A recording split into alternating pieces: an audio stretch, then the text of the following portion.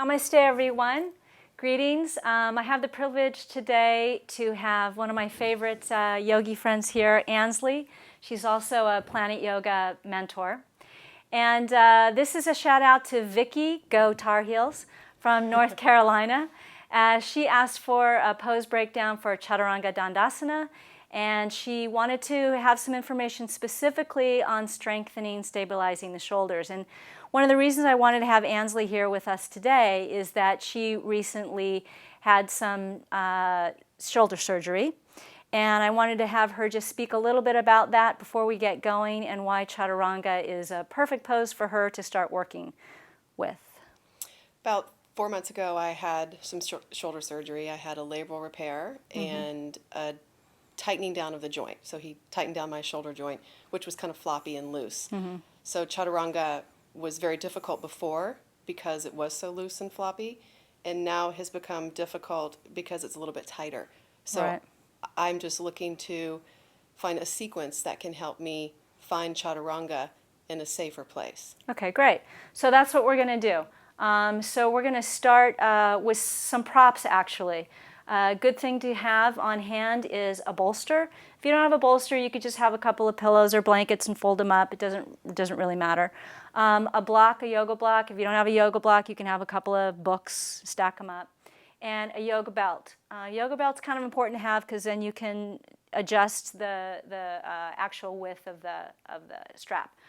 So let's get started with that. I'm going to start her first actually in a couple little warm-ups that I think are very easy. These are not warm-ups that I made up.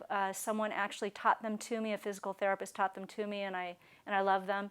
And since then, actually, I've been seeing them all over. So I guess they've been around and I just didn't know. Anyway, so let's start with that. Ansley's going to start down on her back with her head over in this direction.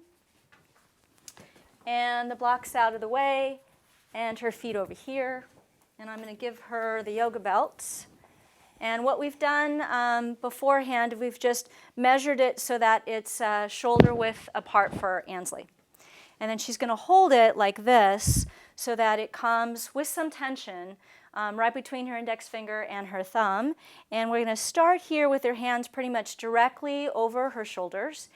And the tendency to move in this way is to actually move from the head of the humerus, but actually we don't want to do that. We're going to instead invite her to move from the center of the shoulder blades. So sort of the center of the shoulder blades are going to broaden a little bit. She's going to initiate the movement from there as she stretches her arms up toward the ceiling, and then to bring them back down till she feels the shoulder blades come in just a little.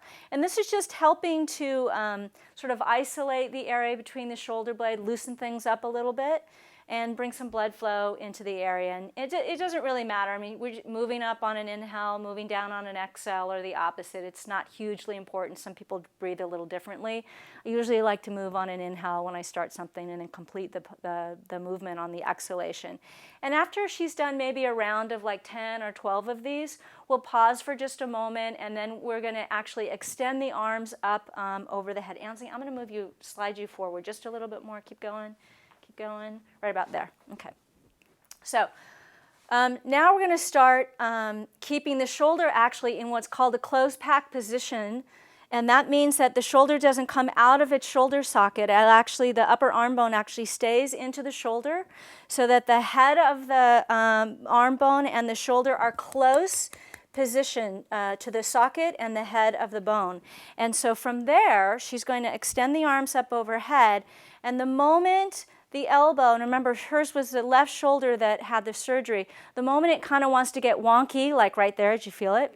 Okay, she's going to stop, back off just a little, and this is going to be her movement. So she's going to come back up and then stretch back to that particular place so that she's working a pure, free range of motion, and then back to the center again.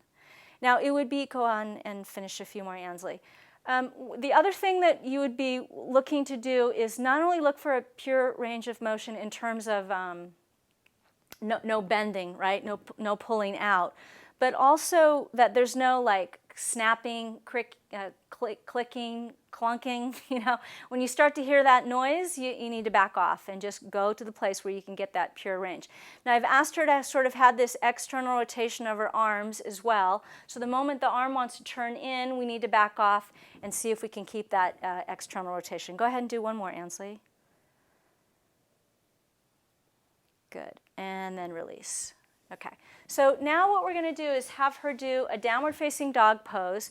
We're going to put this around her lower elbows, and then she's going to have the block between her inner upper thighs. Now the reason we're having her block go, and let's go below your elbows. Good. The reason we're having her, hang on for 1 second, just remain there. The reason we're having that block between her inner upper thighs is to give her a sense of how much power the legs and the core actually also work with this pose, right? So it's not just all upper arms. So we're trying to get all parts of the body to participate in the pose. So when she's ready, come on up. Good, great.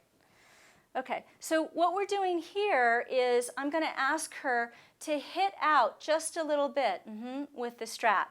Now, what Ansley likes to do is you can see this little hollowing that's happening here in the upper back. And I'm going to ask her to pull in the lats just a little bit, let the head go a little. And I'm going to ask her to feed the lower rib. There you go.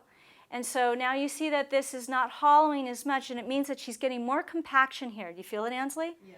Okay, so she's getting more compaction here, and the upper arms are moving up into the shoulders. You stay maybe, depending on what your capability is, right? You stay anywhere from 6 to 12 breaths.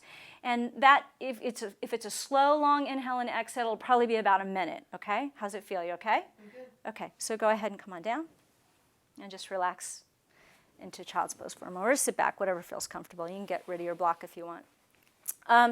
So the next thing we're going to do is a plank with actually the knees down on the ground and without the block, but we are going to use the strap around the arms. So let's go ahead and do that.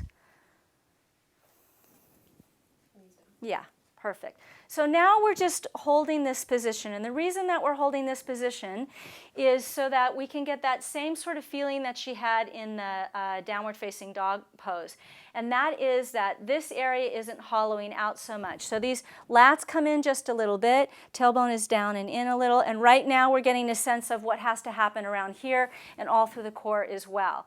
And Ansley, is it possible to you to sort of peel your chest forward just a little? Yes, there you go, but without letting that hollow. That's the tough part. Yeah, so that means that this has to, yeah, there you go. You feel that? Mm-hmm. Okay, so base of the shoulder blades are actually coming down rather than winging out to the sides, and that's what we want to prevent.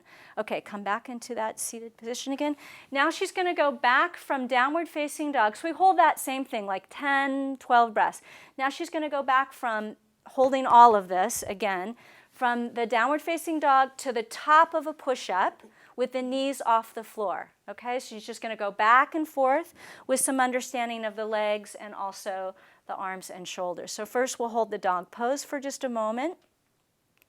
Good, well done, that's it. And then on the inhalation, come forward, and as she does, we lead through the crown of the head. As she comes back, she reaches back through the hips, and the crown of the head follows. Now this, keep going at your own pace, this is important because this is also teaching us what has to happen in terms of the Chaturanga movement. Okay, take another breath, come forward, and come down. And just sit back and relax.